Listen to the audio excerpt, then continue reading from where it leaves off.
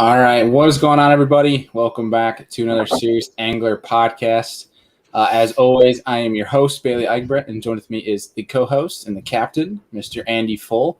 And we have joined with us for like the 10th time in the past 2 months, Mr. Drew Gregory. Welcome. What's going on, dude? I know. I'm feeling like a regular over here.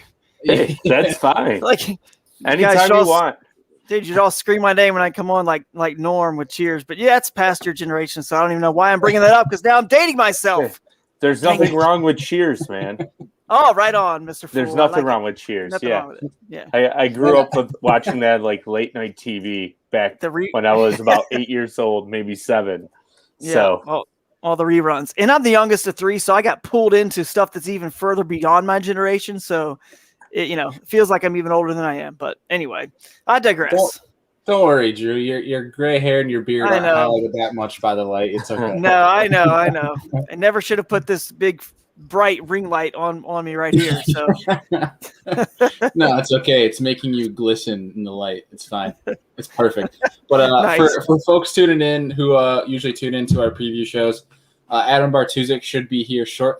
As I say his name, he joins our stream. But unfortunately, Mr. Adam Deakin is unavailable to join us. He called me about an hour ago and said that he is stuck in traffic. And he's like, yeah, dude, I'm not going to make it. So, unfortunately, no Adam Deakin tonight. But as I say his name, he joins in the stream here. Mr. Adam Bartuzik. Literally perfect timing. I made it. I can't believe it. Dude, literally, as I was saying tonight, like Bart's about to join us, that's when you joined in the queue. So it was perfect timing on your end. Big time players make big time plays. that's right. I don't know, Drew. Have you met Adam? Have you guys met before? I don't think so, man. Maybe. Who knows? I've not met Drew. Hi, Drew. I'm Adam. What's up? What's up, man? I listen. I feel like I know you because I listen to all the fantasy shows you guys do and the preview shows. I love them. So, really, really glad to be able to join you guys and meet you kind of virtually here. So let's do this. That's good. So we're on the same page. I'm the best. And yeah, great. That's right. Yeah, so for folks who are tuning in, Drew's joining us tonight because Drew is actually our you were what, last weekend? You were up on Lake Champlain with a 3rd place finish at the Hobie BOS up there. Second. Oh, second? Don't slight me, man. Come on, don't shortchange. Don't slight me. Right there. You got the check to prove it. There we go. I'm waiting for Drew to fall out of his chair. I know. I almost fell out, dude. Could have had a blooper here. Well, boys, before we get into Lake Champlain, there's a couple things we got to get crossed off here. Obviously, one, we're going to go through the Classic in terms of points. We've already had a Classic show practically twice, so we're not going to run through that for the folks who are listening.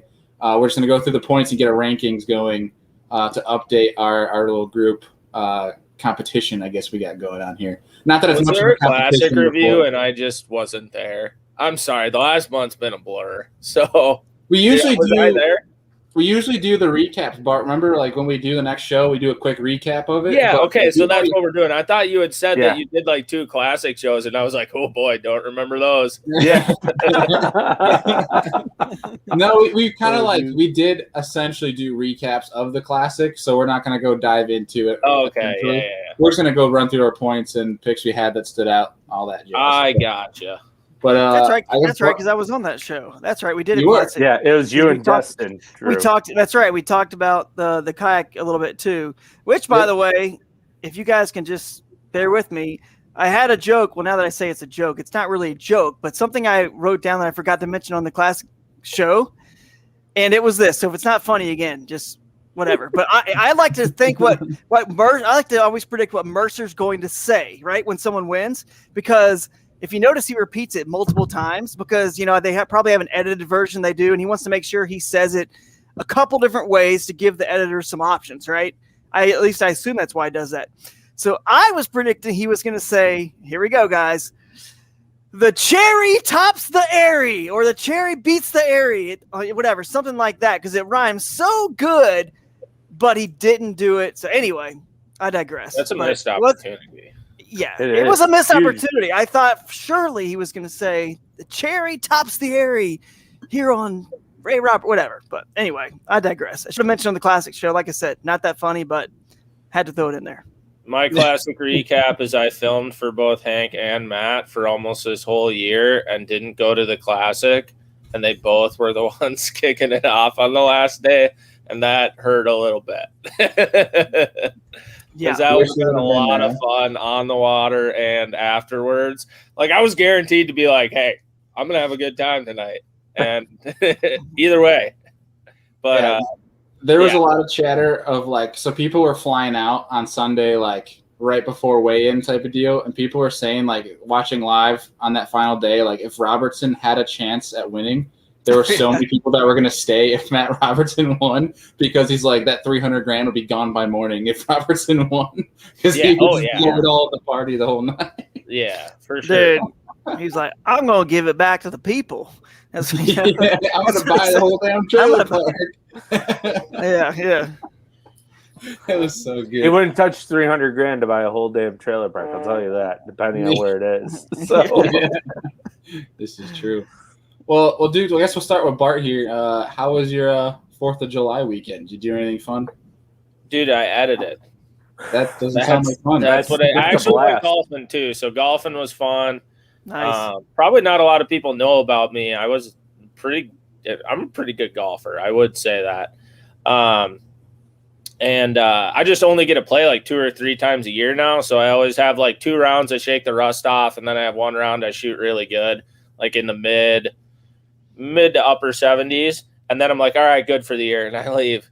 I got out. I got out with a really good friend on Saturday and golfed. But I edited all weekend, and honestly, for me, like, it was great. Everyone's like, why do you edit on a holiday weekend? And I edit on a lot of holidays, and the reason is nobody bugs me. So like, everybody's doing something, they're doing something else. I can buckle down here and just go to town. So it worked out really well. Yeah, I think as an angler, it's like a good weekend to like not be on the water. And that, except for Minnetonka snapped off, dude. So like, that's what sucks. It's always right around now. And Griff texted me. I think he said he caught, I think it was like 72 or 82 of them in 4 hours on one 50-yard stretch. Jeez. That's just dumb. Yeah, that's pretty good. 4.8, which isn't that great for out there, like in terms of your biggest, but like he probably caught like 7 4s. So that's fun. Yeah. I'd be okay with that. It's setting up for a good summer bite. We're hotter than balls again. We're good. It's going to be great. Drew, what about you? What'd you do over the weekend? Man, just the family stuff. Got, my little toddler's 3 years old, so this is sort of I guess his first time really, really kind of experiencing the fireworks and all that good stuff. So neighborhood party. Today we went to a creek. We did a little fishing on the creek and just exploring and catching crawfish and things like that with my wife and my mother-in-law. So it was a good time, man. Just chill, take it easy. Took a few naps. So that's like the best gift you can get when you're a dad. I know, Andrew, you probably know about that a little bit. Best gift you can get sometimes is just a nap. So just a 20-minute snooze midday is incredible. Exactly. So took it easy, man. It was a good time. Good. I think I took my first like dad nap. I'm not a dad, nowhere near close to being a dad, but I consider it a dad nap on Sunday. So I was editing, and I'd been editing, like, if people don't know, when I edit, I'll stay up till like 4 or 5 a.m. because I get in like tunnel vision, and I just go. And then all of a sudden I'm like, oh my God, it's 4 in the morning, 5 in the morning. I need to go to bed. And then I wake up still at 7 or 8 because that's what my internal clock is. And I think on Sunday at like 2, I like went upstairs and sat on the couch quick to take a break. And I don't think I even fell asleep. It was just more of like my eyes kind of like rolled they didn't back just slightly. Yeah, I just like, I was conscious, but it was like 20 minutes. And then all of a sudden I was like, that was good. I feel great. Good. So I considered that my first dad nap. I was like, that was touching. I felt amazing after it. Yeah. It was a new revolution. So if I can do that and not fall asleep and be groggy, I'm going to take more dad naps. Dad naps are a wonderful thing. Are you working on the dad bod yet? Are you working on that in conjunction with the dad nap? Okay, you got that covered. You got that covered. So good job. But hey, that covered. dude, but that's a dad nap, right? That's what it right. is. Like you don't actually close your eyes in the middle of the day. You're just kind of like it's really hard to explain. You just like zone out, and then 20 minutes later, you're like, I feel better. I had one of those moments today, even though I am actually a dad. I'm sitting on my in-laws' porch in like this white whisker chair, and literally I just time passed. I was like a half hour later. I knew I was awake. But I'm like, wow, I feel great now because my daughter didn't sleep because of the fireworks, and then she got up at like 4:45 in the morning and was all about playing. I think I was got maybe 3.5 hours of sleep yesterday. Last night or whatever, because I drank from like 11:45 in the morning till about 9:30 yesterday night. So I was hungover, exhausted, didn't sleep. It was a mess. I'm good now. And you got a little dad wild this weekend. Oh yeah, I went to like a beach party with a live band. Like I was all over the place, and I got up at 5 o'clock on Sunday morning. So. Right, and Bart, I think you can relate. Actually, Drew, I don't know how Ohio is, but like this weekend was a nice refresher in terms of New York being so strict in this COVID crap. Yeah. That like this weekend, it was nice to just be out with massive amounts of people, no masks or anything, and like it was like a sense of normalcy. It was really, really nice. Yeah, dude. I edited the whole time, so like I didn't experience it really, but like. I know, like, Target Field just hit 100% occupancy again. Like, we're kind of pretty similar to New York in terms of the way lockdown and everything have been. So, but, like, this summer in general has just felt so much different than last summer, and it's been so nice. Like, just people around and derbies happening. And, Yep. At the Classic, that's when I felt that way. From the Classic on, I feel like, which is funny because that's right when COVID actually, happened, right after like the Classic. And then right from the Classic and that Expo, I don't think I saw anybody wearing a mask in the Expo. It was just like life is normal out here in Texas. And then ever since then, back home in Ohio, it's felt the same and just kind of, been the same. Up in Champlain, it was similar. So I've been kind of rolling from there. So it was a really nice change of pace. The one thing I will say in terms of catching up with fishing, like Bailey, I just wish you could have been there for that team trail recap. Just because, like, bro, Gull Lake for that tournament, it is the only tournament I've ever fished in my life where for the first 2 hours we all ran to our starting spot, everyone hit spot lock, and nobody moved. Because everybody set the hook for 2 hours. It was unbelievable, dude. Like, that's literally amazing. Outrageous. The first 2 hours were right before a cold front came in. So it was that prefrontal bite, like after it had been like 90 to 100 here forever. All the fish were right on the grass edge. Like I could see them swimming on 360 off the edge. Like I was picking them off on 360, not even live scope. And dude, it was insanity. Like legitimate insanity. Because Hayden and I have like 17 and a half, 18 pounds in the boat. And I look at him and he's like, dude, I think we're doing good. I'm like, I think so. But I haven't heard an engine start in an hour and a half. And we're right Everyone's by blasting them. Well, like everybody's beating the snot out of them right now. And everybody said the same thing. They were like, dude, I caught probably 50 fish in the first 2 hours. It was every cast. Like doubles. It was insane. It was so much fun. That's awesome. Hey, I'm mad I missed that recap, but I'm looking forward to hear about the next one. So let's see. What'll be more interesting? Pekegama, Cisco fish, smelt fish. Actually, do you guys have smelt? Oh yeah, we have a couple lakes with smelt. Yeah, so a couple of the finger lakes that you fish, Bailey, are smelt lakes. Believe it or not. And then a couple of the bigger ones have smelt, and then the Great Lakes obviously do too. So.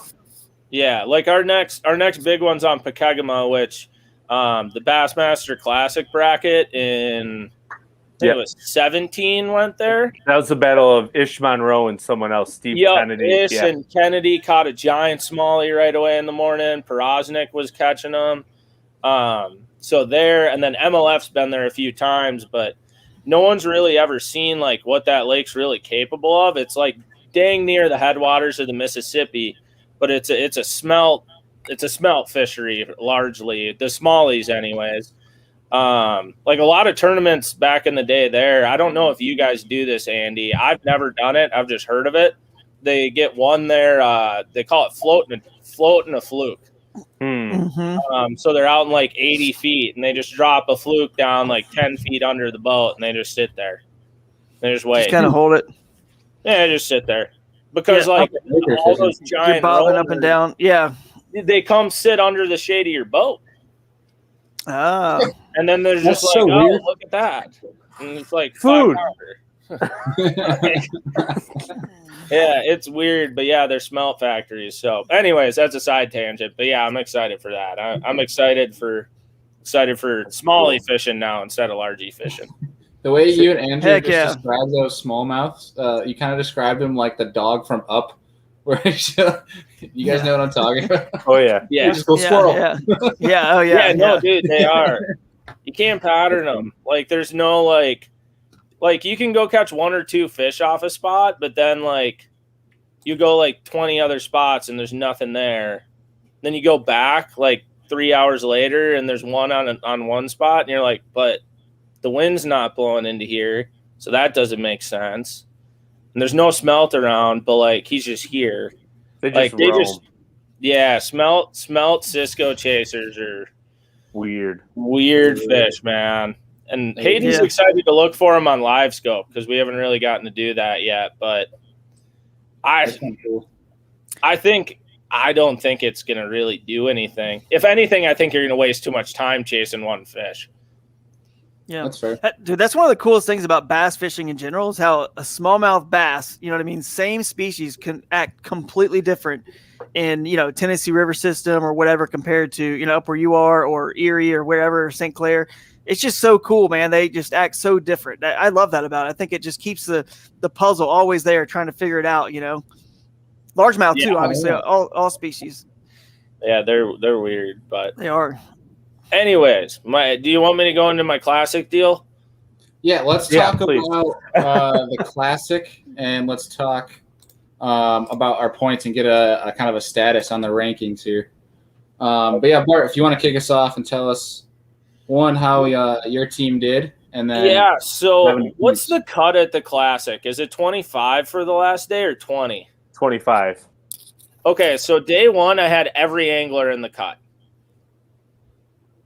And then I only ended up with 2 making it, and that was Polinick and Drew Cook. And that was, if we remember from that show, Drew Cook's my pick of, I don't know why, but he's just going to catch fish. Yeah. So turned out well. I think he finished 9th. I guess the deep fish didn't go like we had kind of talked about with it being shallow. I still thought Polinick or Felix would get on him offshore, but man, you just learned about Ray Roberts. Like, that definitely wasn't fish, but not a lot of fish. Yeah. It was really surprising. Like, I know we talked about it in the recap show we did, but like how there was like this deep, like the deep bite was non-existent. Like, it just wasn't there. It was super interesting. But so what was your total points then, Bart? 1,136.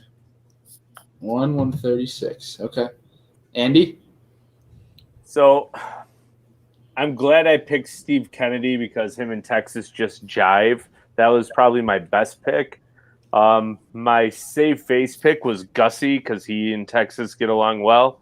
And then Matt Robertson, of course, did really well with the top 10. I had one bad pick, but my total points were 1,237. Ooh.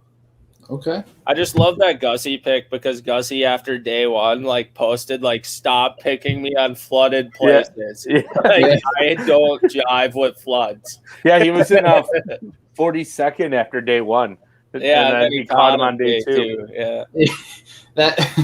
So that topic of Gussie is really funny because he comes in, and I was fortunate with work. I was in the loading area backstage, so I get to see all the anglers roll up through. And you could tell on day 1 he was pissed, and like you can just see on his face. And then day 2, he was like a puppy, like coming through backstage. He's like all happy and smiling. He looks at me, he goes, "Better day 2, eh?" It was funny. It made me laugh. But let's see. How about you, Bailey? How'd you do? I did. Let's see. I had I felt really good on day 2 with my Cody Bird pick, the local, because he bumped up to 10th, but then on day 3 he dropped to 19th. Taco Ito did not do very well for me. He ended up in 40th. Cox was in 33rd, which was very surprising, I think, to a lot of people with the conditions that Cox and Carson fished the way they did. I had Carson as well. He ended up in 49th. I think not having practice was a big deal for them not doing well. If they had an extra day or two, I think you're watching Cox and Carson battle it out. Carson showed us like 20 pounds in practice that he had barely fishing an area. So I don't know. I think the wind day 1 really messed it up, and then the cold front just because you had the cold front, the high pressure, big blue skies, right? Day 2 and 3, I believe. No, day 2 they had the thunderstorm. Yeah, and then it turned like by the end of the day, bright blue skies, if I remember correctly. And then day 3 started that way, then turned to clouds. I didn't really have the opportunity to watch that much, but I know on day 1 it blew like a son of a gun. Right. So. Yeah, and then my last pick, I had Paul Mueller, who started out in 18th and then went up to 12th on day 2. So I was sitting really good day 2, and then day 3 he went it back up to 20th. So I unfortunately ended up with those 2 picks that hurt me with Taku and Keith, 1,051. So no bueno. But Adam Deakin, who unfortunately cannot be here tonight, I didn't finish last. I beat Deakin by 4 points. So he had 1,047. How convenient. He doesn't show up today. How convenient. Where are you at, Deakin? Yeah, buddy. Deakin was stuck in traffic somewhere. Still stuck in traffic.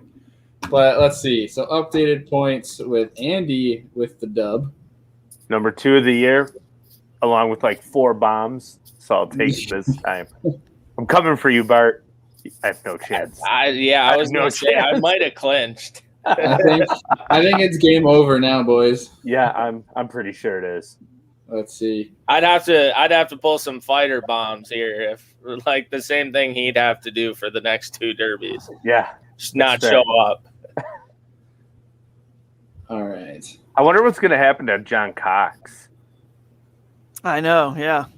Because he just fished the MLF there within 30 days. Well, he can't fish St. Lawrence. Yeah, they're not. But if he fishes Champlain, he won't be able to fish the MLF Derby on Champlain in less than 30 days. Yeah, well, he's in a pickle. I heard the interview with him on LBL, and he said, I haven't heard yet. I think he's going to show up at St. Lawrence and just sort of see what happens if they like say you can't fish it, or because I hear it's like 50-50 split between the anglers. You know what I mean? Like some of them want him to fish, some of them don't, because he said when he fished the St. Lawrence, he took a right out of the ramp, and obviously the other way is where's Bass? Is it Waddington? Yeah, because they went out of Massena and Waddington, so he never went that direction. He only went right. He went the other way. And, so he's saying like, look, I'm not gaining any advantage really because I went the complete different direction. So I hope they let me fish it, and the anglers sort of can vote and let them fish it, but we'll see what happens. They may not be able to do anything. It's just the rules may just be the rules, but he's hoping that, he knows the classic spots on the line. If he obviously gets a 0 here, he got like a 3 points for, I think, Neil or Henry. He had a kind of a bomb event, and they can drop 1 due to COVID. So, if you drop the 0, he gets disqualified, then he just has. I don't think he can drop a DQ though. Right? Yeah, he may not be able to drop a DQ. Okay, well then he's kind of hosed if he's going to not make the classic if they say he can't fish it. But he's hoping that he'll get some sort of exception based on he's doing everything he can. He doesn't feel like he's gaining an advantage, which is why the rule is in there. Right. So I don't know. He even said I don't know. When they rescheduled the Classic, right, and they moved it from March to June, they didn't push back any of the northern events, did they? No. Okay. So, and this isn't a shot at John Cox at all, by any means. But if you know that you're going to fish these trails and you know this conflict's going to happen, you might have wanted to send that email like a month and a half ago, or even like when you decided to fish both trails and you saw that conflict. Because I feel like at that point, there's no rankings involved. There's no AOI involved. and the angle was probably like Right. one day, like however long it was, like whether they decided yes or no, I feel like it would have been a more clear mind. Where now you're, in the end of the season, and there could be some guys who are kind of on the line that might have a strong opinion against him not fishing. I guarantee anybody who's in spots 30 through 50 in the AOI battle right now are like, no, you can't. Yeah. I mean, I don't blame him. No, for me, I mean, I love John Cox, but like if I'm a tournament angler fishing that, I'd be like, no. Like, why? Like, a great guy, but he chose. It's like, I chose to do this. I chose to do that. Like, I look at you knew what it was. The Derek Hudnall situation on Hartwell a few years ago. I think it was his rookie year in the elites. He accidentally practiced on like the first day of cutoff. And they DQ'd him from the tournament. So was there an advantage then because he went, I think at that time it was like pre-spawn, and then the tournament was like a spawn, post-spawn event. So really there'd be no advantage gained, but they still gave him the DQ. Yeah. There's certain rules, in my opinion, that are just black and white. Right. And that's one of them. Yeah. Just like you've been there, then guess what? Next year, someone's going to be like, well, they did it for Cox, so I'm going to now. You just get into muddy water, and I don't. Yep. Yeah, I agree with you, man. I really do, because here's the other thing. We think about it. He's saying, hey, look, I didn't get an advantage. I just, but at the same time, dude, like you're also fishing every trail there is. You're able to win more money, do more for, your sponsors, everything. So that's the choice you made, So even though you may lose out on the classic or the chance to win some money at this one event, these other guys aren't fishing, all those other events. This is all they have, So I kind of, I see both sides, but I think you're right. It's pretty black and white. I don't think he should probably be able to fish. But even though he's a good guy, we all love him, and he smashed 100 pounds on the St. Lawrence, so I think that didn't help his cause, on that one day, first day of the event, I believe. So it probably didn't, help any of the votes from the anglers if they even put it up for an official vote. Right. It's tough, but like I mean, kind of like what we all said. Rules are rules, black and white. Special exceptions in pro sports don't look good for any organization at all whatsoever, because people read through the BS. So do the anglers, and it's just I don't see it happening. I don't see him fishing it. I see him fishing Champlain, which means he can't fish MLF on Champlain, and then he just goes to his next event if he has one moving forward. So I don't know, but so quick updated standings after the Classic. Bart, you have 14 points in the lead, and tied for second is Andrew and Adam Deakin with 21 points. And locked it up. I'm in last. I think I locked it. Yeah. And I'm in last with 24. Dude, I have we got a hell of a battle going on to make sure you don't get last. I know. I do. I have third place for every single event except for one. Or no, for two. I have one last place and one win. It's bad. Either way, we're just chalking it up to a doozy this year for fantasy fishing, and we're going to worry about it next year. We're just going to send Bart the belt. Send me the baits, baby. It was said that Jim said it was said the anglers voted, but heard later they did not, and was up to Bass. I have no clue what the behind the scenes. I feel like we're not going to know until we know.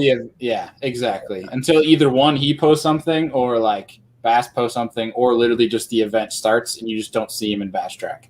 One of the two. But let's see. What are the side bets on fantasy fishing? I wonder if they're referring to our bet. Basically, we now have to buy Bart a bait within what, $25 to $30 range or something. Yeah, it was like it was like you just have to send like a nice bait. Like it had to be like over 20. Like we were saying, like a Vision 110 or a swim bait, glide bait, whatever it is, something like that. Like, and we had said like something fishable, not like I'm buying you the Pikachu duo realist. Yeah, like an actual bait that's like, oh, you beat me. Here's my favorite type of jerk bait or whatever it is, something like that. So I'm excited, man. Yeah, of course you are. All right, so transitioning to Lake Champlain. Obviously, we did the updated standings for fantasy fishing. So getting on the topic of Lake Champlain, one of the reasons Mr. Drew Gregory is with us is because Drew was here recently on Lake Champlain, posted a second-place finish. Obviously, did really well. And all of your fish were brown fish, correct, Drew? Yes, but I did fish, for greenfish, the largemouth on the south part of the lake as well, pre-fishing, and actually on day one. I just, didn't have any that were big enough. But yeah, man, it was a good event. And if you want, I can dive into a little bit about what I saw. If you want me to go that route now. Did you use the cone of shame at all? I did not. I did not use a cone of shame. Okay. However, I did catch a fish. We all use it up here. It's just the joke. Like whenever you get to a derby, you're like, I got the cone. I just love seeing it blow up every year when there's a derby where it's there. It should be illegal. Like I was texting Alton Jr. after his day when he just smashed him, and I was like, "How much do you hurt right now?" And he was like, "Bro, you have no idea." Like, you're like, yeah, I do. Like, yeah, I'm like, I know. Like, anybody who's like, oh, a flogger should get outlawed, go look through a flogger for 8 hours. They're pretty heavy too, right? I'm like, your knees will be bleeding. Every part of you will hurt. You'll have bruises around your eyes. Like, it's just brutal, dude. It's so awful. You're literally getting, especially if there's slight chop, you're just getting punched in the face for 8 hours that you're using it. Yep. Like, it's literally just shooting back. Dude, it's insane. Did I ever tell you guys my Felix story with a flogger? This is funny. Okay, so let it rip. Dude, so Austin Felix, I've said forever, is like, I think he's one of the best sight fishermen in the world, just in general. And I think he kind of proved that at Fork then this year when he was, I think, the only guy who made the last day who was literally only sight fishing. Right. And but on Minnetonka, like Felix will win pretty early every year off brown ones. And like, we kind of all know where they are and how they do it. But like Felix just does it faster than everyone. And one year, God, I still laugh about it. I watch him. He's idling. Okay. He's idling in his Phoenix. He's going like 4.5 miles an hour. Okay. He's just going and he pulls out the cone, puts it straight down, looks, pulls it out, watch him put a waypoint and leave. And I was like, oh, I had that bed mark. Like, yeah, it was like a 4-pounder there. And I was like, that's smart. I've never thought of doing that. Like, I should just do that. Like, that's way more efficient. So I am like going to my next area. I'm like, all right, like I can do this. Here we go. Like getting all ready and going 4 miles an hour idle. And I'm like, okay, flogger. Yep, there's a bed. Pull it over, put it down, bam! Lose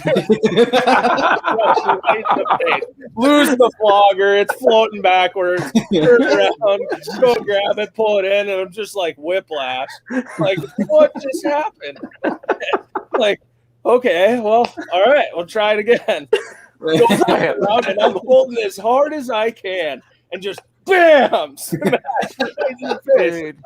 And that's the only 2 times I've ever tried it. Ever since then, I've just chalked it up to I don't know what witchcraft he uses. He must have like a water cutting. I don't know what he does, but that guy will flog at like 4 to 6 miles an hour, and he does it, and I don't get it. It is unbelievable because like me and all my buddies have tried it, and it's the same result. Every time, no matter what. You guys have flogger bruises around the eyes and nose. It's terrible, man. It's so bad. Please try it one more time. That's my cone story. And send a picture of the red ring. Oh, it's so easy. I'm like, you guys don't even know how painful it is. Please, I beg you one more time, strap a GoPro to your dash and just try it. I just want to see it real time. Oh, yeah, no. And especially on Minnetonka, dude, when the yachts are rolling at 11 a.m. and you're peeking over and all of a sudden, like, you lose a flogger and just grasp the side of your boat because you're falling in. Like, God, it's terrible. It's so brutal out there. I've almost fallen in like 6 times probably. Oh, jeez. I think the funniest thing I've seen with a flogger, I don't have any crazy stories, but I was going around one guy, I watched him, he was flogging on one of our lakes. He's got it blacked out, and in white stickers down the side of it, it just says dunce, like a dunce hat. So he's just looking, all you see is dunce. I mean, they're great. They work, but God, man, it is way more work than people think it is. Yeah. Yeah, well, I so thought was about talking- getting one. Yeah, I want to use one from the kayak, but I talked to the guy. Kayak would be easier. You could actually do it in a kayak. Mhm. Yeah, I mean it's not that You bad. guys- If you have a stable kayak. I mean, Yeah, just make sure you push all the weight to your left hip as you look right. right, Dude, if you buy one of the ones off TW, I mean, maybe I won't say this on live, but like just don't screw the top on it and just stick it down and look. Like you don't need the whole cone, you just need the gear. Right. Yeah. right. That's true. So as long as you got like, you know, Yeah. Some that space. much of it, whatever. You only need half of it. Just you got the other part when you're in a boat because you're a foot and a half above, you know. Can't lean over that far. Yeah. Good point. Yeah. It made me think All right. about those see-through kayaks. You ever seen those, Bailey? Yeah, those like clear- the little canoe they're- things. They're crystal clear, just see-through kayaks.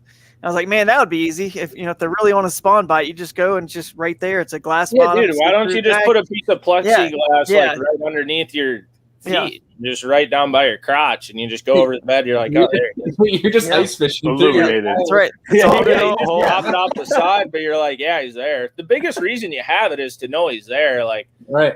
I know guys watch him fish with them, but like, I feel like most of us who've used them or fished that bite, like, as long as you know you're there, like, you don't really need it. Oh, especially for brown fish. Or They'll go just to 10 know feet they're off. there. Yeah, Oh, they'll go brown 10 fish feet are off the so bed. For me. aggressive. Yeah. All right. Yeah, the one I speaking caught about off that was floggers- aggressive. So Right. So speaking about floggers and Lake Champlain, do you guys think anyone will have a flogger out for this event? I don't think Drew, so. Drew, did you hear about any brown fish Yeah. spawning still? Yes. So there were here I'll give you guys a lay of the land. So I heard rumors of some water that was found. It was 62 degrees further north.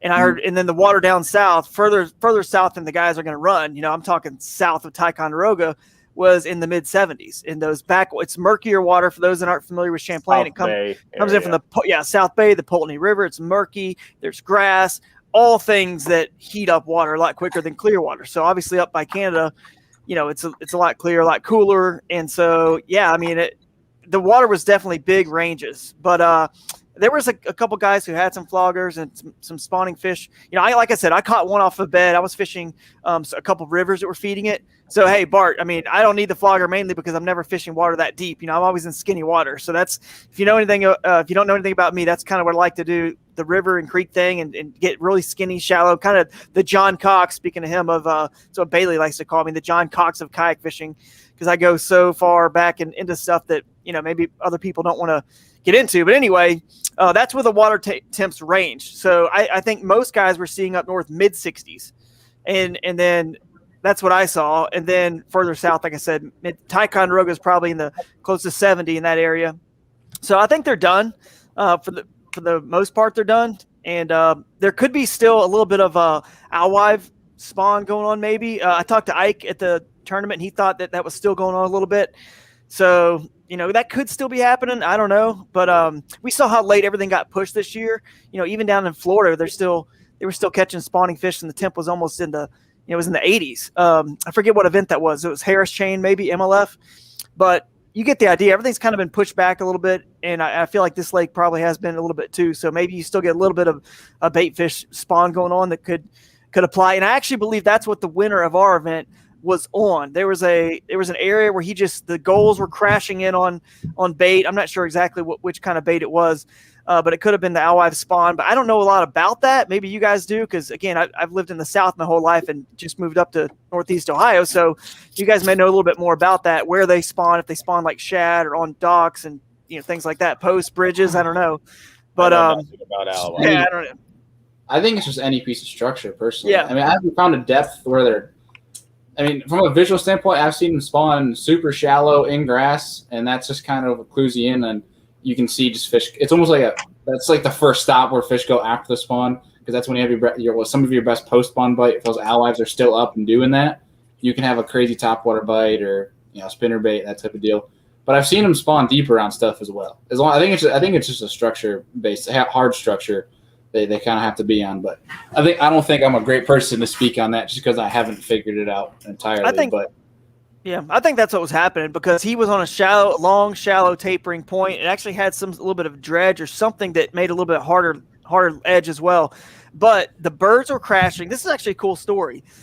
He would kind of use his goals because he wasn't even using a fish finder. He would use the seagulls to spot obviously the bait, and they were coming down, taking advantage, and the smallmouth would crush up. But he was kind of on the northern end of the lake, and we had a southern wind. So you can imagine that just 3 and 4 foot rollers come crashing in. He flipped his kayak twice, but he's only sitting in about 3 foot of water, casting out into the chaos. And he said he literally saw smallmouth in the 3 and 4 foot, waves, like kind of like a dolphin or a shark cruising in the rollers, chasing and crushing the bait, surfing them. And what was funny is he threw a Berkeley beaver out there, to plopper beaver bait. And he was surfing a beaver on the waves. It was surfing up and down, on the waves. And I guess it was kind of made sense in some ways, because sometimes when there's so much bait, you do want something that stands out, that's totally different. And he was getting these huge smallmouth, these 20-inch smallmouth, just blowing it up, just crushing it. And he was done every day. I mean, by like 9 or 10, he just already had, 97 and a quarter one day and 98 and 3/4 the next day, lost several 4s and 5s. It was about 25 pounds of brown fish. Because I did the link to weight calculator, and I was getting around 20, 21. And the best day down south in Ticonderoga, again, I'm using a link to weight calculator, so it's, give or take a little bit based on pre-spawn or post-spawn. But Ike said, I believe on stage, that first day he and I had the same length, 93 and 3/4. His were largemouth and mine were smallmouth. But he said he thought he had like 24, 25 pounds. The link to weight calculator says 20 to 21. But they were, he caught like 60 fish, he said, down there in Ticonderoga, largemouth. And obviously, if you keep culling out, he was just looking at length. But if you can imagine, he was using a scale and weighing them.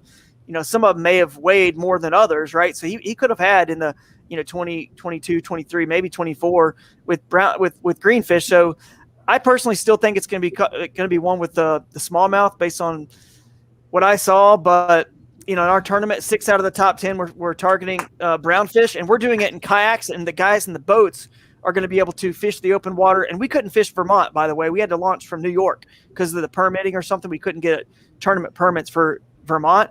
So I'm thinking if we did that well with the brownfish and kayaks, these guys are going to be able to get into that area that's even better over there on the Vermont side and just go cranking for them. Or I think it's just going to be more of a brownfish tournament. So that's kind of where my fantasy picks leaned a little bit. Right. And I think smallmouth will play, but I also think, and granted this is New York, so you can't take it serious, but from the forecast that they have, if it stays consistent, the winds are relatively low, and they're going to have more access to Vermont waters have better grass, meaning I think largemouth would be a bigger factor. Yeah. Yeah, like Bart's gonna get into here. You're gonna watch Fighter go to his areas that I'm sure you've seen him there every year, and he's gonna find the milfoil because I'm sure it's already there. Everybody's gonna fish through it and not catch anything, and Seth's gonna go through it and catch a 7-pounder. He will have one over 5.5 each day. I'm sure if that bite is there. If we have sun. True, and here's the problem. So Thursday, there's scattered showers. Friday is showers all day, but maximum winds of 6 to 7 miles an hour out of the east. So that's not bad. Champlain's good. But so I think he can still – those days might be shaky for him, but I know Fighter, he's had Brown as a plan B prior. I mean, he did that last year. I think if he makes it into Saturday, which obviously it's Fighter and Champlain, common sense, he's going to make it into Saturday. Yeah. Saturday is – sunny with a chance of a little bit of clouds on Saturday and Sunday, mid to high 70s, and it's a north. I'm seeing north 3 to 5 miles an hour. Oh, that has grass fishing written all over it. It'll be lights out. I think it's one he could win, dude. I think he can finally take it home. That's what we said the last 2 or 3 times. Yeah, it's true.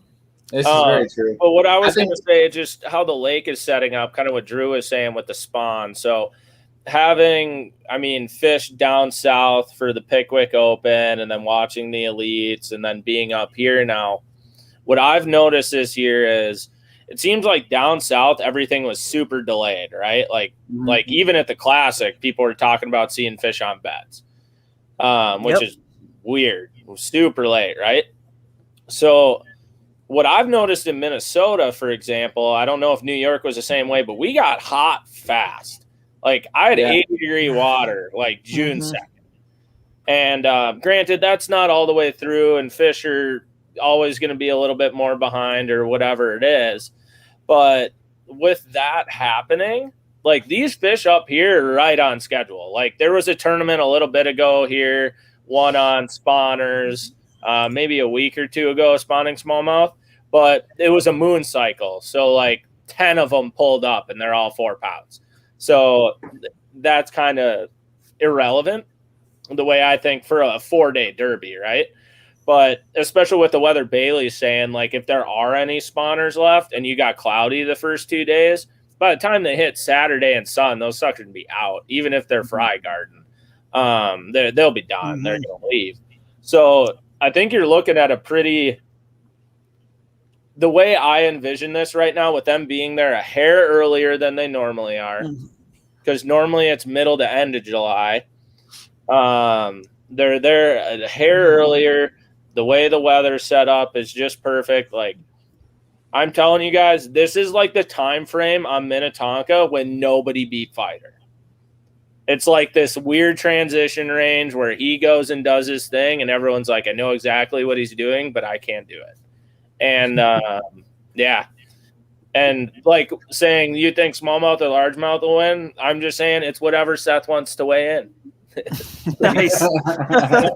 Whatever he's feeling, because that's with how hot he is. And gosh, he was so mad. You know, he's so mad he didn't win Cayuga and these other places. He hasn't won Champlain. He's hot. And like we've said on the podcast forever, he's like the one guy who gets hot in bass fishing and he's just got a swag.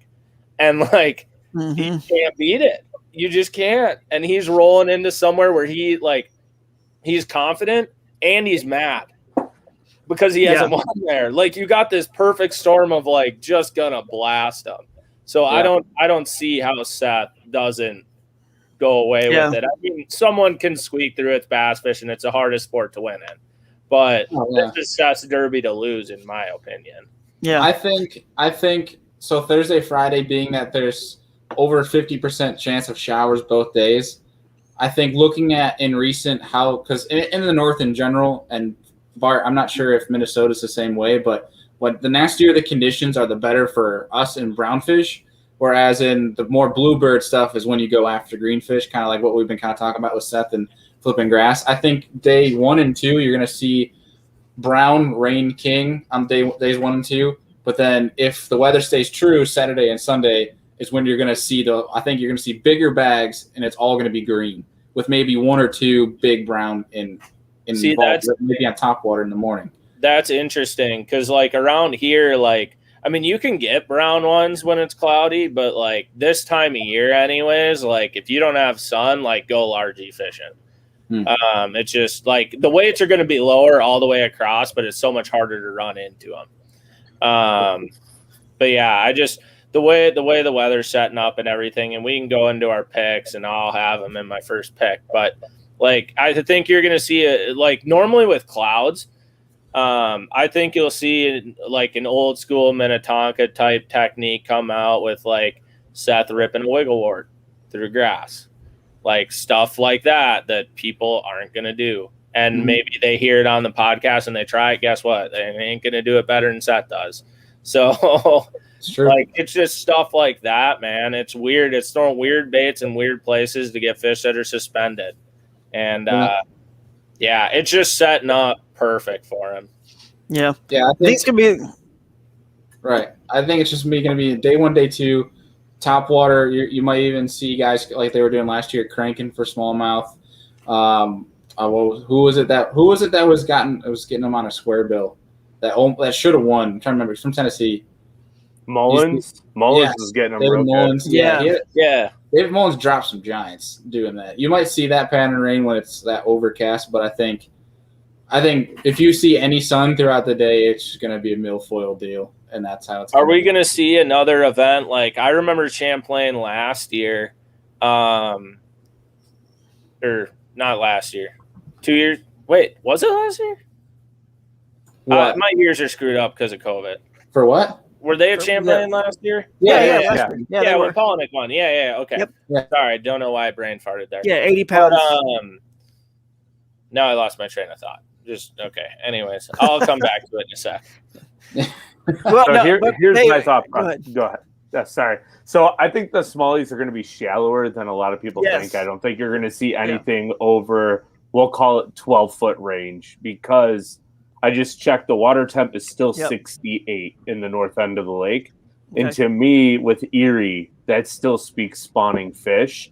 I don't think you're going to have the big females on beds. I think you're going to see a lot of 1.5 to 2 pound males kind of left over, and the females will be fry guarding. So I think days 1 and 2, it's going to be like a spinnerbait, chatterbait, spook type deal with the cloud coverage.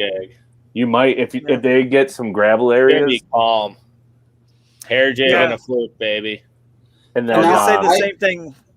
Yeah, I haven't spent a lot of time on that lake. So, Andrew, you're saying that it's in the 60s in the north end of Champlain? 68. Okay. So remember this. The north end and the south end are the shallow parts of that lake. The gut of that lake is so massively deep that it could be even colder at the gut, and somebody could find them spawning in there, full-on spawn, if not maybe even pre, with how deep that place gets. Yeah, I was talking to a buddy who lives up there, and he believes there's still going to be giant smallies on bed in the gut. It's just they're really hard to find. And they could probably spawn really deep. I remember my train of thought. Okay. So are we going to see like last year's event? Are we going to see an event you think this year where we got 5 or 6 guys on that last day that you're just like, who's going to win? I hope so. Because like last year, I just remember this event. You were just like, I don't know. I literally don't even know till weigh-in because everybody's within a pound of each other. I think for sure, 100% it's gonna be that way because everyone catches them there, and they catch plenty of 3.5 to 4.5, 5 pounders. So it's gonna be, pretty close. And Andrew, I agree exactly with what you just said. They're gonna be shallower, and one of the reasons is because, like you mentioned, Bart, we're here sooner, and the spawn is just ending. Like I said, I caught one off bed, and the way I caught some of my other fish, I went out. Obviously, they just spawned. Some of the smallies go up the rivers, so I was in some of the rivers.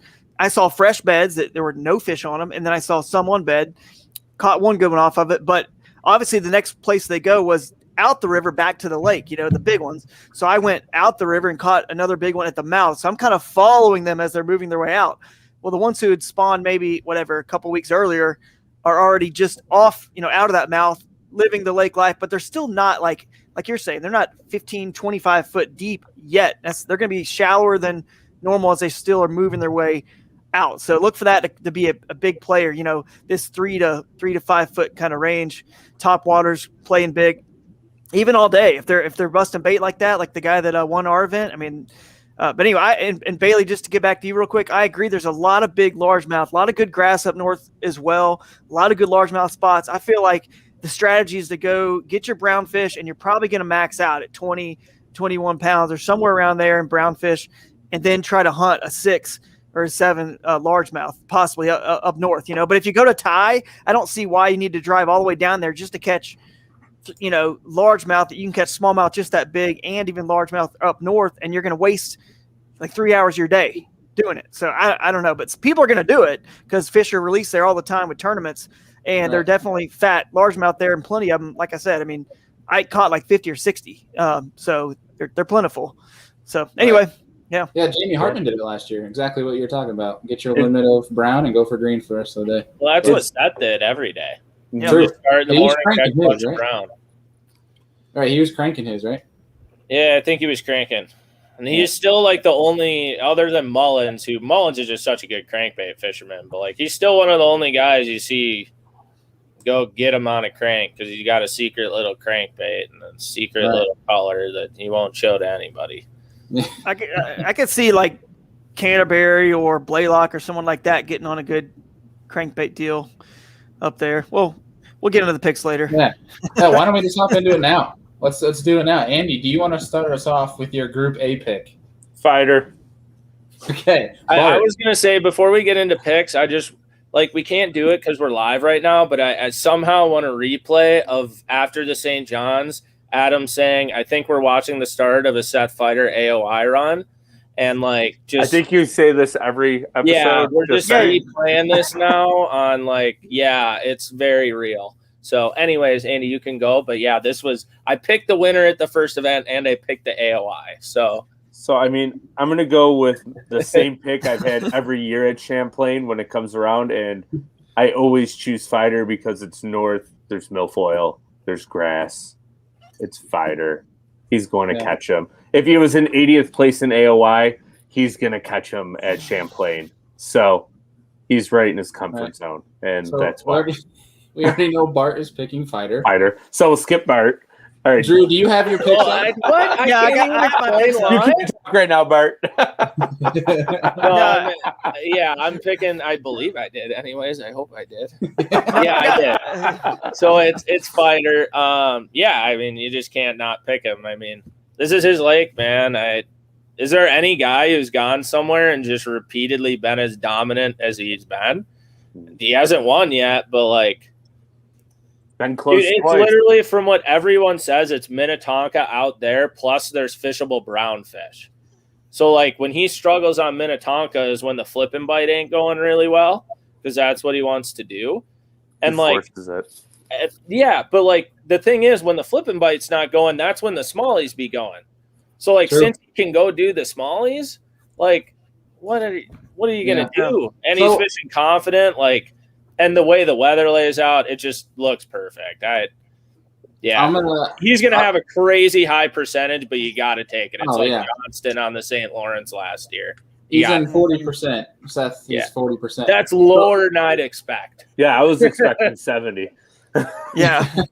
So a guy he's not too high. He's at 8%. And somebody who's, I think people are really sleeping on for this one, that hasn't been as dominant as Fighter, but I think you could see the two events. You could see him finally pulling out a win. Corey Johnston, that's who I'm going with in Group A. Yeah, I almost went there. Who'd you go with, Drew? So I'm not in the game with you guys, and I'm at like 67 percentile in this. I am 98% in Drain the Lake, but not very good in this. So I'm just going on a whim, trying to get something off the wall. I'm actually going to pick Scott Martin because he has a good history there, obviously. Pick. So, and he's at 5.5%. So I'm going to pull in a little bit of a Bailey here, going low percentage, and we'll see what happens. But I do want to respond to Hellabass real quick because he in a comment. If you want to pull this up there, it says Drew makes it sound like 20-pound smallies is easy. That's a massive brown bag this time of the year. It's not likely. I'm just going off what we just did in the kayak event, the Hobie Bass Open Kayak Series, and the winner of our event and myself had second. We had 20 pounds of smallies. And he had 24 or 25 pounds, and they were just crushing, gorging on bait. They're there earlier this year. I think it was an alewife spawn. I think they're going to be gorged up. It's not easy. I'm not saying that. I'm just saying if you get to 19, 20, somewhere in there, you might want to, if you actually do make it happen, right, go hunt a big largemouth. That's the strategy. And last year, 80 pounds won it. That's 20 a day right there. Yeah. So that's kind of my logic. There's gobies in Champlain. So they get those fat little protein snacks a lot quicker. There's a ton of bait. I honestly believe it takes 20 pounds a day to win. It's going to be 80 pounds. Easy. I think it takes 20 a day easy, too. You've been seeing in Champlain events, too, that those smallies are getting bigger. Yeah. Like they're playing more and more and more every year they go there, and it's because they're getting bigger. I don't know if you guys have noticed, but like in the north in general, I guess in Minnesota, I've seen, I don't know what it is that's happened the last 10 years, but it seems like smallies are getting bigger. I'm going to we have like at least 10 lakes that fall into that category where it used to be all largemouth, and suddenly it's like, what do you want to do? Yeah. So David Dudley posted something funny earlier, and I sent to Bailey about zebra mussels. One, zebra mussels are getting into all of our lakes, right? So it's cleaning up the water so they're able to feed easier. Two, the earth is getting warmer. I'm not going on a climate change here, but North America is getting warmer. Therefore, the ice is leaving the lake earlier and it's coming on the lakes later, so they're able to feed longer now. So that probably has a lot to do with it too. So we're having fish feeding longer. Yeah, that's a good point. Dude, if we can go out there, I didn't have a fish finder last event either. If we can go out there and catch 20 pounds a day for 2 days, our days, our tournaments are 2 days. Dude, these are the best in the world. I mean, they've all. I'd never been to Champlain in my life. You know, the other guy had only been there one time back in like 2012. So if we can do this in kayaks with no fish finders, my God, the best in the world, they can go catch 18, 19, 20 pounds of smallmouth as well. You know, come on. Easy. So that's just how I'm basing my assessment off of. I could be wrong. And Ike even said it on Ike Live. He said, look, I fished that Hobie event. It's my second one. I'm telling you right now, everybody, those guys are freaking good. And no doubt kayak anglers are very good, but these guys are much deeper. It's a whole field of guys that are that good. So, you know, I feel like if we can do it, surely they can do it. And again, it was only a few of us that did those kind of weights, but these guys can definitely do it. At least the top, and you know, the top 10 or 15 are going to get close to that, you know, 18, 17, 18 a day, 20. With your pick of Scott Martin, how many events? Because I mean, I traveled with Scott earlier this year, as a lot of guys know. I know he's really looking forward to Champlain. Has he won 2 or 3 there? I don't remember. I just know he's won. It's 2. I believe it's 2. I thought it might have been. And 3. he was very close, like 2 other times. Yeah, like he might be the only other guy, I guess, other than Fighter, that you could look at and be like, he's dominant there. But or maybe more dominant. But I think that would be the thing. That would be a guy you could see beating Seth. If this goes exactly the way you think it's going to go, just someone who's going to beat Seth at his own game up there on a body of water that's fishing great, I think it's Scott. And I don't think anything would drive Seth more mad. That would be scary on the top of like his last another second place finish. Right. He's just under the radar a little bit right now. He's 18th in the AOI standing, so he's in pretty good shape. But I think, you know, he still wants to obviously win and make that classic for sure. So if he does good here, then it's kind of sealed for him. So and he loves that place, loves it. So I think everyone in the field loves Champlain. Yeah, but there's certain guys who love it and do really good, and there's certain guys who love it because they catch 50 fish a day and they finish 67th. Yeah, it's true. That's right. That's the struggle with that tournament. Why I was scared about going there, because when I pre-fished, I would catch fish, and you're just like, whoa, excited. No, like you don't just want to catch fish on Champlain. You have to find 4-pounders, 3.5, 3 3/4, 4-pounders and up, because everybody else was excited just to catch fish, and they just kept pre-fishing and they were satisfied. And then when tournament day came around, I had at least found some bigger fish to separate myself. And then they were just catching fish and like, man, I'm in 30th place. You know what the heck? But I caught 50 fish a day. Well, they just didn't find some big ones. So. And Drew, that was the thing when we were in Texas and we had gone out to dinner. One of the practice days is we're talking about Champlain. And one of the things I told you is don't get caught up in catching fish at Champlain, because like just because you're around fish doesn't mean you're on fish to contend.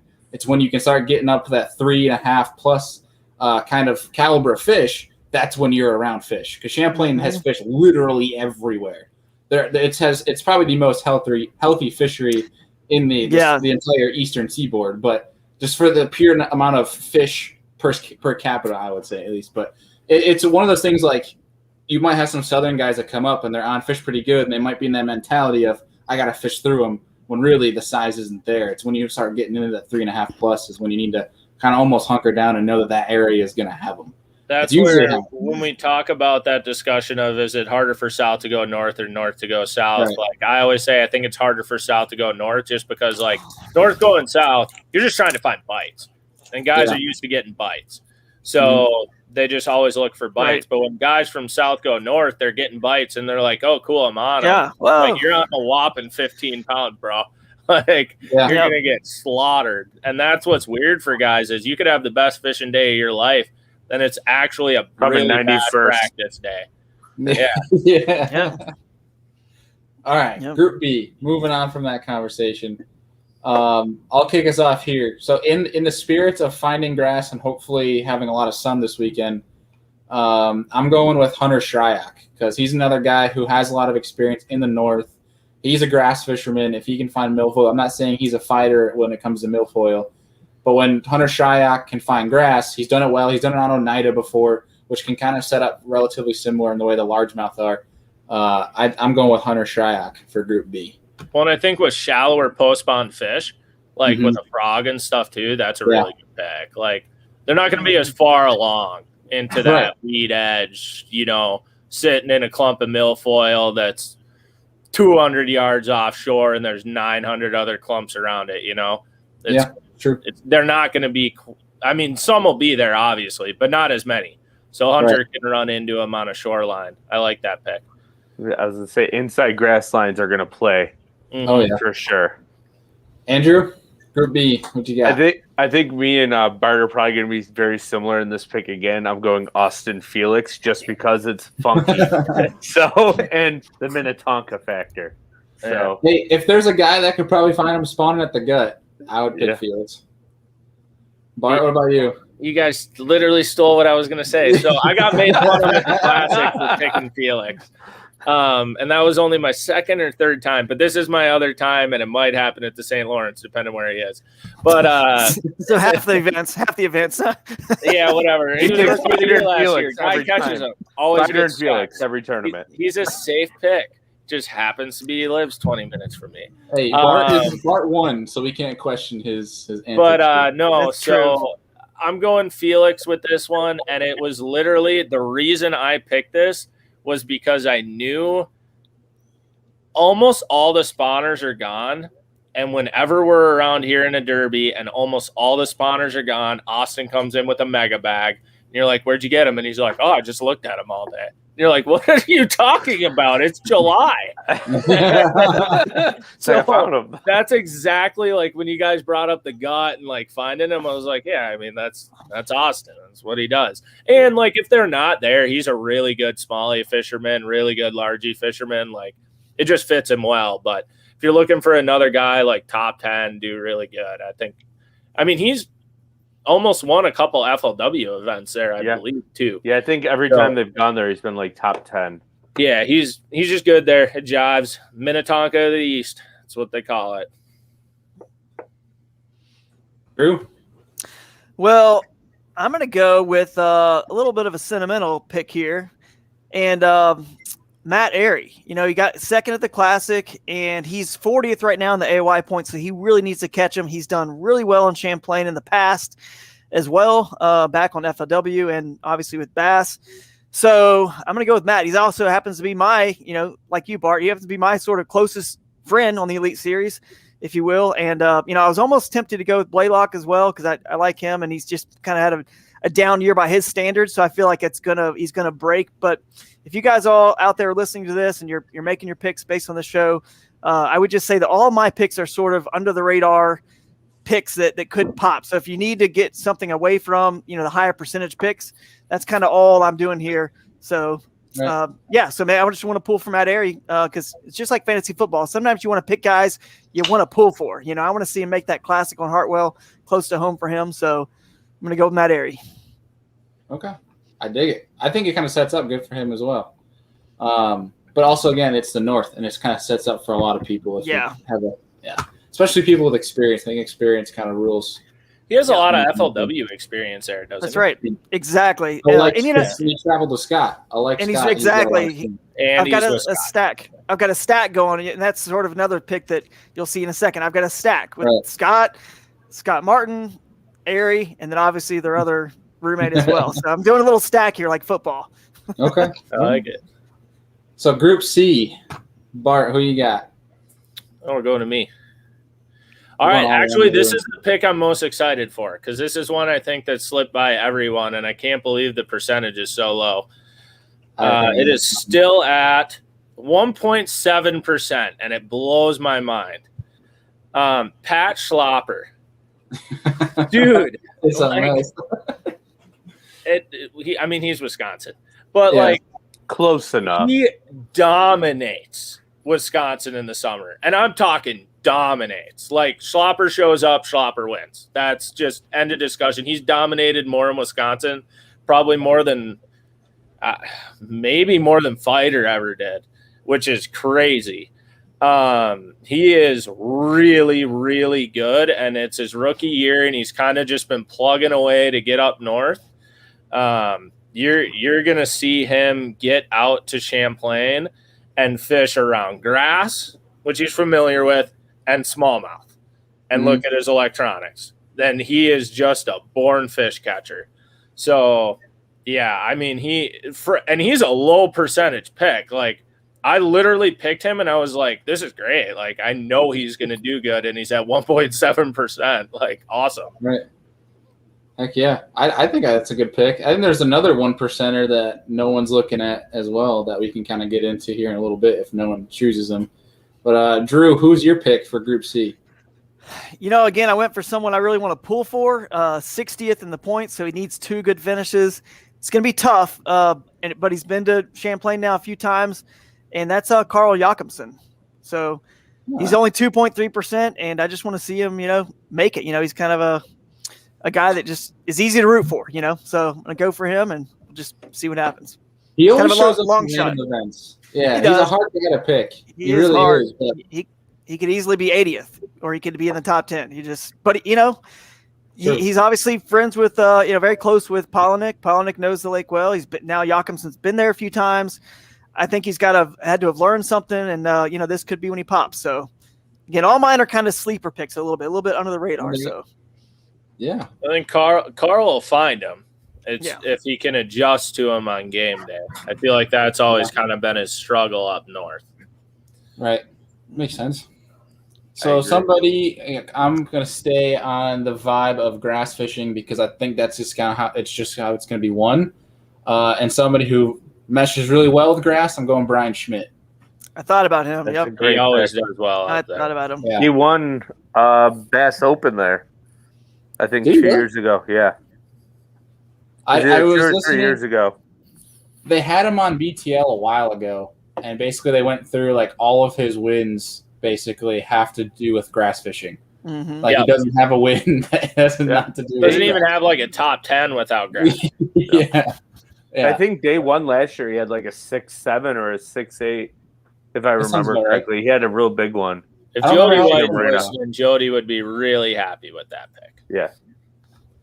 It is hard not to pick Gussie. That is true, Sean. But It I'm is. going with the vibe of low percentages here, which there's another huge low percentager that I cannot believe he's 1%, and I'm hoping Andrew picks him. If not, we'll highlight him here before we go to Group D. No, I'm going with the one guy in this group that probably has more time on Champlain than anyone, and that's Jamie Hartman. He grew up about Yep. 2 hours from Champlain, and every time they go there, he usually does really well. Last year, he was in it really close to winning it until he had battery issues with the boat on day 3. True. And only caught like 14 or 15 pounds, and it kind of slid him out. But he had, 20 and 22, I think, the first 2 days. Mm-hmm. It was doing really well. So that's my pick for Group C. I got to swing for it here. I got to come first the next 2 weeks to give Bart a remotely close chance for his money. So I think it's interesting to hear the picks just of like, you guys really think it's going to be grass guys, and I very much think it's going to be a combo. So here, Yeah, I got to deal with too. Straight on one thing. I think it's once again, I think it's whatever Seth wants to weigh in. Yeah. But it's going to be, I think it's going to be like, what was it last year? Was Polnick like 16-4 or something like that? He weighed in a couple RGs, but it wasn't many. And I think Spider had a few more largies. I think you're going to see more like 10-10 this year. I agree. Yeah. So my pick with Hartman is the fact that he knows the New York side so well, and there's so many like not shallow flats, but shallower rock flats on the New York side as opposed to Vermont being so weedy. And he said it last year on live where he was catching the smallies. He normally catches big largemouth on those spots. So I think Hartman's going to be a player with the big largemouth. And I honestly think it's going to be closer to like 12-8 largemouth to brown because the green ones are going to be fatter than the smallmouth right now just because they're done with that spawn. Just finishing, really. Yeah. But like Drew was saying, if that like Maybe. you always got to think of like environment too. Like if that aloe spawn hit right when they hit post spawn, they're gonna be fat already. That's Yeah. true. They were pretty fat.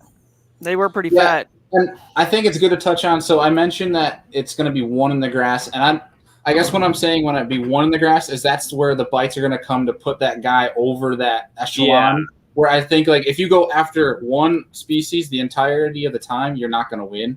I do agree. I think a combo is going to win, but I think in the grass is where you're going to get your biggest bites, and you're going to get your bites that are going to put you past for a win. Yeah, what's so unique about Champlain compared to all the events we go to is you like forget about 3 fish in everyone's bag. Yeah. Because they got to go get like your good 18. You got to go get it. And then you got to go get 2 kickers. Yeah. And it can be a big smallie or a big largie or 2 big largies, whatever it is. And it seems like that's what differentiates so much. Yeah. You know, where all the big fish are going to be caught this week, I'm kind of doing a hot take now. They're going to come off of docks because it's that funky post-spawn period. Like Seth fight. There's going to be a couple giants caught on live off of docks. Yeah. And those are going to be game changers because of that funky post-spawn period. Yeah. So comment here saying calling for clouds and rain for Thursday and Friday. Peeps are going to have to know how to adapt because the smallie bite will be off. I want to bring to attention to this. Brandon Polnick won because of the clouds and the rain. That's what popped off. It's New York. Rain and clouds don't affect smallies in New York. It's like this weird double standard. It turns them on. More wind and more rain you can get. We have a saying here in New York, basically the nastier the better. The crazier conditions are, the better the brown fish are going to eat. Unless I don't know why they're like that, but yeah. That's what happened to our winner on the Hobie Bass Open Series. You know, again, this is just a week and a half ago, right? I mean, that's what happened. He was in the most chaotic environment on the entire lake. The whole lake is open from north to south. We got a south wind blowing, 4-foot rollers crashing in. He said it was just the most chaotic environment. He flipped his kayak twice, but that's where they were because it was pushing all the bait, and they could feed in that chaotic environment, ambush a little bit easier. So I agree. If it gets chaotic, that's going to help the smallie bite. And also, by the way, I caught smallmouth in the Pulteney River on the very, very far south side. Obviously, no one's going that far, but the word on the street is Champlain is becoming more and more dominant by smallmouth because usually you think there's not many smallmouth. Ticonderoga and south is just more dominant largemouth in the murkier water. But everyone's been saying, the word on the street up there was that the percentage of smallmouth to largemouth is getting more in the favor of smallmouth overall in the total lake. So, you know, I don't know, how much that'll factor in at all, but I'm just saying that's kind of where I feel like the smallmouth may just be a little bit more of what people are targeting, or just happens to be the one that's like a 60 or 70%.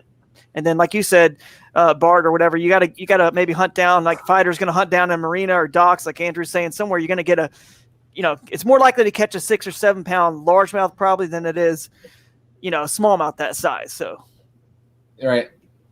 That's our Mississippi River smallmouth are the same way. If you got clouds and rain, you're gonna have the best day of your life. Yeah. Yeah. And if it's bluebird skies, you're still gonna have fun, but like you're not gonna catch as big of a bag. You're gonna catch 2 or 3 pounders as opposed to 4.5 to 5.5. Yeah, like you get clouds and I don't know, you throw top water and they just act like you've never seen it before. Yeah. So that's interesting to hear because like the lakes around here, if you don't have sun, like it can get tough. But I think it has to deal with a lot of Cisco smelt fisheries compared to like Champlain. I think they do have that in the alewives, but it's a lot of perch too, isn't it? Mm-hmm. Big time perch, gobies, smelt, emeralds, alewives. They got a buffet. Yeah, they can eat whatever they want. Yeah. Does anyone know what the big bass was last year? I mean, it was probably a largemouth, I would assume. I think it was fighters. I think fighters. Was it 7? What was it? It was like 6'12", right? Bart was 6'12". It was something like that. Was that one he caught in the dock, right? Right after the marina, went through and he flipped in and set the hook on it and both flipped it. Yeah. Right. But so I'm just curious. I mean, the biggest smallmouth was what last year? I wonder if we could find that. But I think anyway, Polnick had one almost 6. Almost 6, yeah. Polnick got a real big one on the last day. Yeah.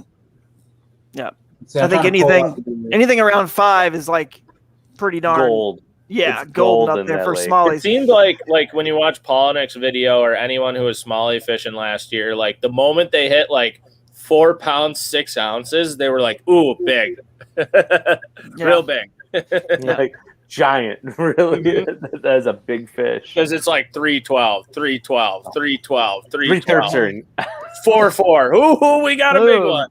Yeah. Now do that 5 literally times. The same fish. It ate 4 more gobies that morning. Yeah, Fighter had big bass, but I can't see what exactly it was. Yeah, I'm just curious if the top 10 biggest bass on Champlain last year, like I bet you, like it could have been 50-50, you know what I mean? Smallies to largemouth. But then if you looked at the top 50 biggest bass, it's going to be dominant with smallies maybe. I don't know. I could be wrong, but I just think the largemouth for sure top out. It's easier to catch a 612 largemouth there than a 612 smallmouth. In a few years, that will change. That once the gobies become dominant there. Yeah. So yeah. I think they just got into Champlain like 4 or 5 years ago. Because I was trying to find reports on it last year, and everything's like no gobies present, no gobies present. But I finally found one that says there are some gobies. So it takes them like 4 to 5 years to really get established. Will that help largies too? Oh, yeah. Since they live so much deeper too? Mm-hmm. Yeah. And would it not help the northern side? Because aren't they coming in from that side? Or is it? Yeah, they would be coming in from the St. Lawrence. Yeah. So there you go. It's just another reason that the north. I don't know. It's just I think it's what the Missisquoi River, the Missisquoi Bay connects into the St. Lawrence somewhere. I need to get gobies out here. Minnesota DNR, I'm not transporting gobies, but Andy, if you accidentally drove over here. Technically, you probably have some in the Mississippi. Maybe. Yeah. Probably not a population to make any difference, though. Yeah. Darters. I don't know if we're surprised. gonna get them, man. If they got in Mille Lacs and a couple other lakes around here, though, oh my God, you would see big fish. Yeah, because they got dumped into Mille Lacs, dude. Oh my God. I believe they're in the Ohio River because the Ohio River somehow connects into one of the Great Lakes. So I gotta wait for like 80 years for them to somehow make it here. Yeah, I think through like the Illinois River, Mississippi, to get through a few locks, go to the Rum, go around like 97 S turns, and then they'll get there. It's going to take 80 years, but, you know, we should accelerate that process. Yeah, right. All right. Group D. Who do y'all got? Andrew, you want to kick us off? Group D, I'm going Greg DePalma, another guy who has spent a ton of time on that lake, is having a down year. I don't think he's fighting for his right to stay in the Elite Series, but he's due for a good tournament. So, and he has a ton of experience. He's good there. He's got that outside factor. He's under 10%. So I was like, all right, let's go with it. Yeah. Kind of going along the lines of Andrew here, I also picked Greg DePalma. I kind of went based off of, I think Paul Mueller is the obvious choice, but in the spirit of low percentages, I went with Greg DePalma just out of, I think, I don't know, I want to say he has more time than Paul, but I want to say Greg out of this group probably has the most time put in on Champlain than anybody else. So I went out of experience. But there is a good chance that Mueller has more time spent in Champlain than Greg. But, Drew, what about you? You know, I went with my Scott Martin, Matt Airy, Scott Canterbury roommate stack, if you will. Now, I know Canterbury's got 23% here, and I've been trying to go low percentages, but I just feel like he's been having a down year, and you know, it doesn't hurt to have one higher percentage guy on your team here. So that's what I'm going with. And obviously, my other picks being low percentages. I mean, the point of this show is to kind of, it's just easy to obviously pick chalk, right? I mean, that's like easy. We're not doing much for anybody if all we do is pick the chalk. So that's why all my other picks have been lower percentage. But this one, I just feel like Canterbury's, he's just due. He's just had a down year. He's got to fight to get in this classic. What's he right now? He's close. I think he's just outside. He's 62, so he needs 2 good events to get in. So, I'm going to go with that and see what happens. I went the exact opposite of everybody. I took Paul Mueller because, like, I feel like in fantasy you can normally find diamonds in the rough or whatever. That's why I was really excited for Schlopper, and he's going to do well here, and he won't be a diamond in the rough anymore up north. But right, it seems like whenever you get up north in fantasy, it's pick the obvious ones because guess what? They're going to do really well. So, like, Mueller, I mean, like, he's going to crush it. Hey, Live Scope from Connecticut, Vermont. Like, he's bombed there before. He has bombed there, but I don't see it happening. And the thing is, Mueller, he's like, he does really, really bad for a little while. And then it's like, oh, Paul Mueller. That's right. He's in the top 5. Mm-hmm. So I think that's this event. All right. Yeah. So moving on to Group E, one I think that was kind of tough. But I went with a good buddy of ours, Mr. Destin DeMarion. Probably I think easily has the most experience on Lake Champlain in this entire group. He vibes well with the North, and obviously we're pulling for him. So I'm going with Destin. I think he missed the cut last year by like 1 or 2 places, and he's finished in, I want to say, the top 20 or top 10 in a Bass Open there out of like a 250 person field. He has good experience on that lake. I'll just jump right in and say that's my same pick. It always burns me. He's one of my best friends when I pick him, but it's like taboo for Andrew and I to pick Destin. I have to go Destin. I picked him last year, and I think I had almost 1,300 points at Champlain because he just missed the cut out of his entire group. The rest of the group bombed. So, yeah. I'm sorry, Destin. I'm not picking you. That's fine. I know Destin will do good. I'm taking Garrett Paquette. That was another good one. Yeah, just high percentage, but up north. And I can never get my finger on him, though, because you're like, he should do really good here, and then he does bad, and he's having a bad year. But I don't know. Yeah, it's summertime fishing. That usually vibes well for him. I mean, it looks like, I mean, you can never know with these guys in social media, but it looks like he's on the quality. I guess we'll just see what happens in a few days. But like I texted you, Bailey, like when I didn't know if I'd make it to the show or not, I said this bucket sucks, and I just have the most confidence in Garrett. That's exactly how I feel about it. So yeah, it's not a good bucket at all. No, it's tough. What about you, Drew? Wrap us up. I went with Destin as well. So I want just again in the theme of pulling for guys that you really want to pull for and see do well. I had a good time with him on the last show I was on with you guys here. And so, I'm going to pull for him along with you and Andrew. So we'll see what happens. Right. Now I really feel like the asshole of the group. Yeah, dude. Yeah, man. No, you're the unique one. It was between him and Garrett, and I just went the lower percentage just in case he finishes like 1 or 2 places ahead of Garrett. Because then you get technically like, what is it, an advantage in that group then for point ratings. Because you own the lower percent person. Right. Yeah. Right. So we're going to wrap this thing up here in a second, obviously, but we're obviously going to talk about weight. But one thing we like to do is kind of talk about sleepers. I don't think we've talked about it much, but I wanted to circle back because, Bart, you'd mentioned a guy who was really low in Group C that no one was picking, and you went with Schlapper, who was 1.7. But also people are missing Kobe Krieger is still 1.1%. And I think he was leading day one last year. Yeah. With 25 pounds of brownfish that he caught on top water. So I think a lot of people – and he stayed – I think he made it to – was he in the top 10? Yeah. I think he took like 4th or 5th. He was one of those guys right there. He was the guy you were sitting there going, he might catch Fighter. Yeah, because that top water game. Bag. Yeah. From a viewer standpoint, I hope it's exactly like last year in the terms of like top 5, 6 could like everyone's got a shot because that just makes a jerk game play. It's just awesome to watch. So like post spawn smallies, grass might not be up quite a bit yet in the north end. You might see a jerkbait play. It'd be cool. I think you could see a lot of things play. Like that's kind of what's cool when you get up north is just like. You can catch them however you want. You got 10 baits on your front deck, and it's what do you have confidence in. I really do think with how close to post spawn they are, I do think you'll see some big fish on a hair jig and a fluke. Like I don't really think we've seen an elite event where a fluke is done really well in a long time, and this one's setting up to be that.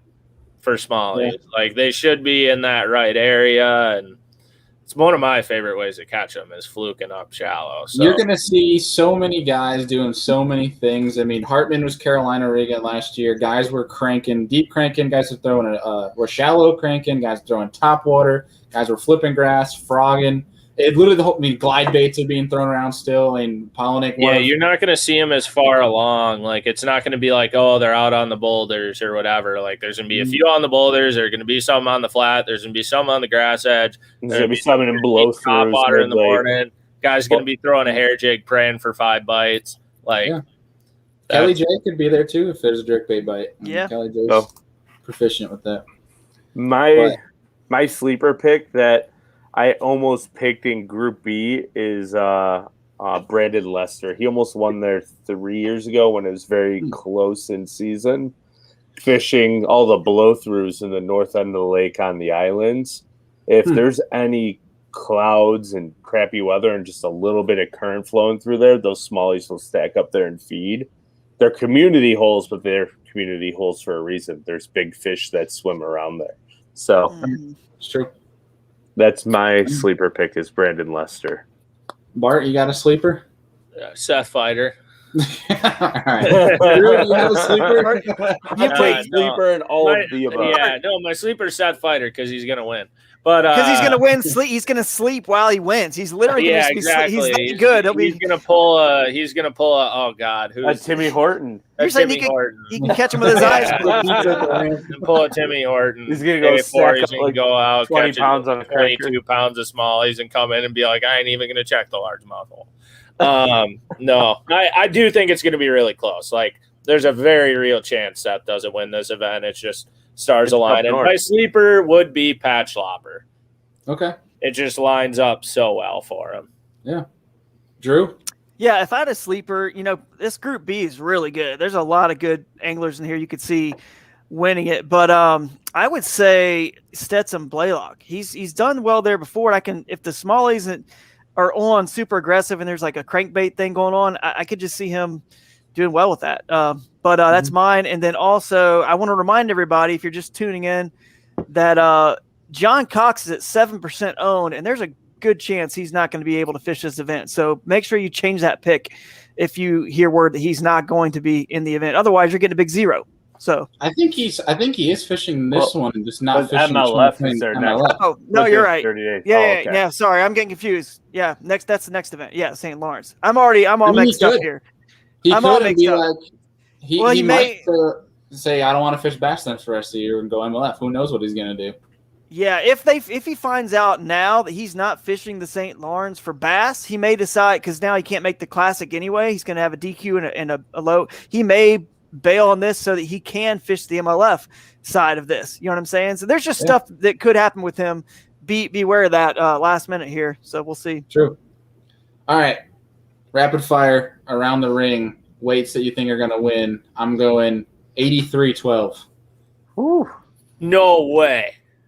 Ooh. Is it the same thing you picked? Exact same. That's amazing. I love it. I really went like same. 19, 20 a day with one big bag. That's amazing. Exact same. Yeah, I think it's going to be a slugfest. I think all the conditions align to absolute, complete, utter slugfest.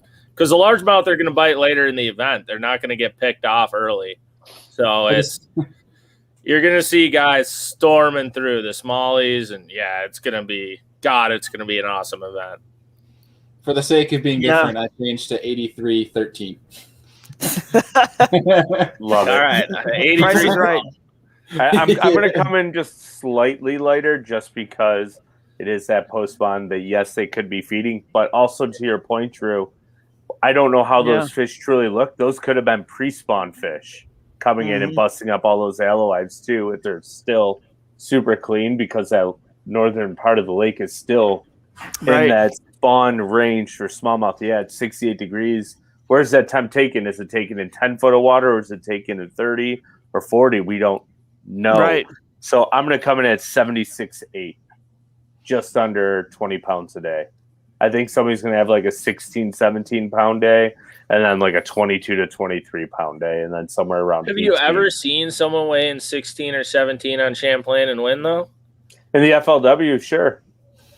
I just don't think you can do that. Like, this is one lake where you can't weigh in less than 18 every day. You can't do it. We'll see.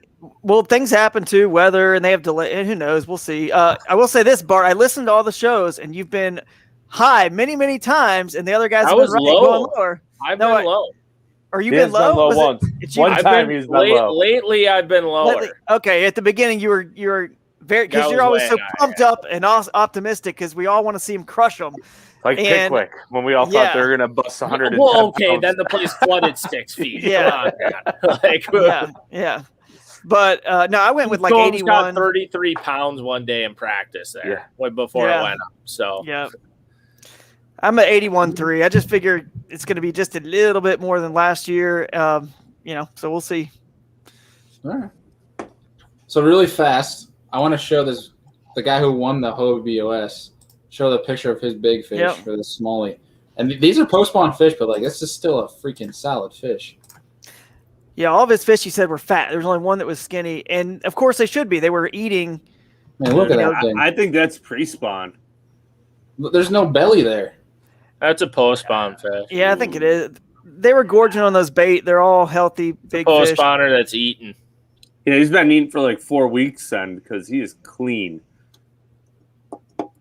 Yeah. I don't know. Smallies don't get that beat up on beds, though. It's hard to say. Like, some of the fish I've caught in New York are just shredded. Just bloody all the way up the bellies, tails like half gone. See, I think those deep spawners don't seem to get as beat up. The real deep ones, when they spawn deep, they're just clean. I agree. Every time. Most of The the ones reason I think it's a post spawner is like you can look at where the bottom, I don't know fins on a fish. Whatever the two ones are on the bottom there, like you can see it kind of invert up right away and then go back down. Yeah, right there. That's eaten, not a spawn fish. That's the way I look at it. There's either way, that looks like almost a 6-pounder to me. If yeah, either way, that's a giant. That's over 6. 21-inch fish in the north is over 6 all day. I'd say 5-7, but just because it's post spawn, it's hard to tell. 5.7D. Sorry, 5 3/4. Right. If you can pull up my screen, I'll show you the link to weight calculator from the top 3 plus Ike's. Now we added a little bit on because I found another link to weight calculator that showed it was supposed to be a little bit more than the one we're using. And because they were fat gorge, so I think he had more like 20. His first guy, Travis, here 23 that first day, and then day 2, this was more probably like 24. And I had like basically almost probably 20 because they were pretty fat. They were healthy. So those fish up north, they're not the average length calculator. Oh shoot! Just dropped my my ring light just fell, so I had a little. But anyway, Drew's face is no longer glowing. No longer glowing.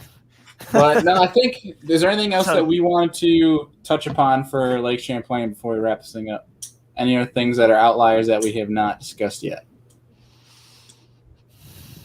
I think we've covered just about everything. I don't think many guys are going to run to tie it as much because, I mean, look what happened with Cox last year. I think a lot of guys are going to stay. Dude, there's always going to be a bunch of guys who run to tie. Those southern guys can't help but to run to tie.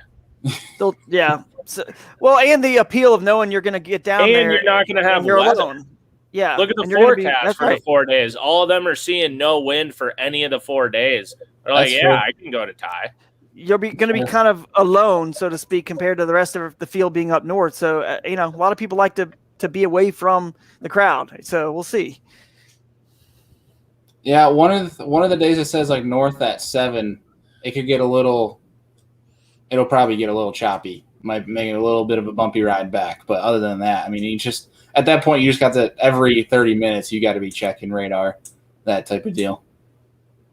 But either way, you guys, everything you guys want to say before we wrap up the show here? Drew, Bart, anything on your end?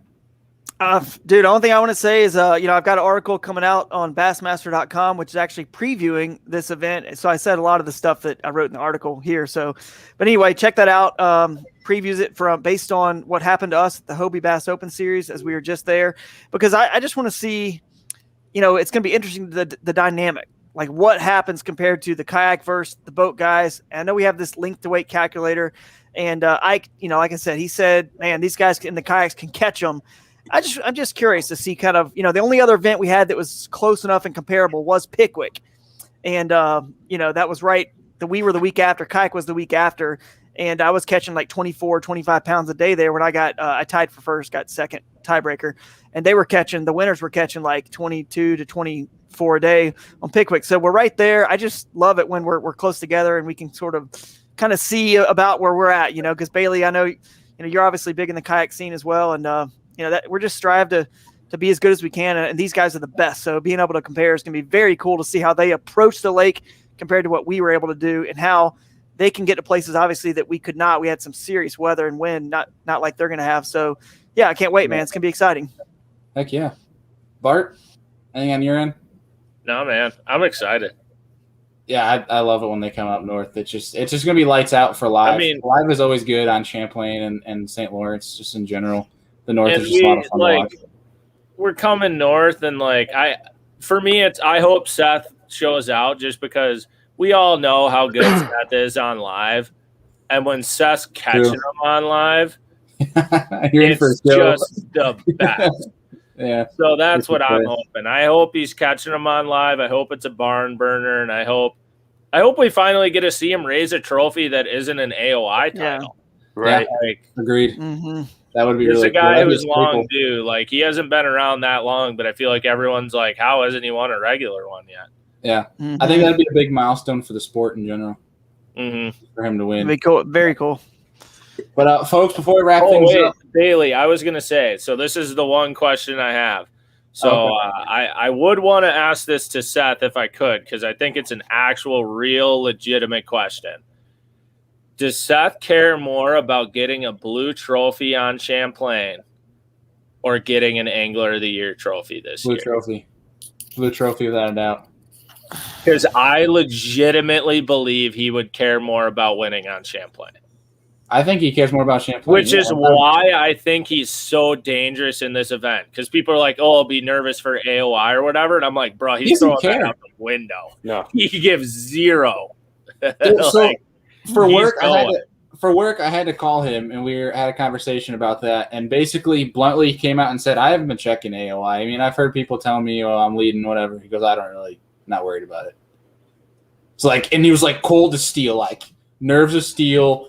Just sounded like a certified badass, and I was like, "Oh, okay, let's go win a dirt, boys." You saw him spinning a little bit. Was it at Neely? Was that the last Elite event? Yeah, he was spinning. Yeah, you saw him spinning a little bit with the AOI stuff. Yeah, he was. I just, dude, felt fine.